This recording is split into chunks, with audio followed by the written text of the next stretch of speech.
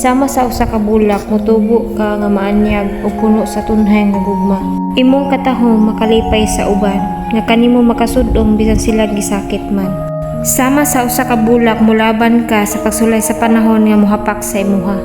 Ang pag-init ug pag-ulan di mo gyud igsapayan kay sayod ka nga sila kanimo magalig-on man.